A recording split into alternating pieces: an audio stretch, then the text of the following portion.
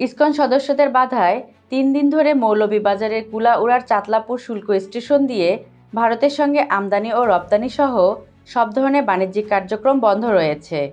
এখন পর্যন্ত চাতলাপুর শুল্ক স্টেশন দিয়ে কোনো মালবাহী গাড়ি চলাচল করতে পারেনি। এর আগে বুধবার বিকেলে ভারতের কৈলাসহরে ইসকন সদস্যরা চাতলাপুর শুল্ক স্টেশনের রাস্তা বন্ধ করে দেয়। এতে বন্ধ হয়ে যায় দুই দেশের বাণিজ্যিক কার্যক্রম।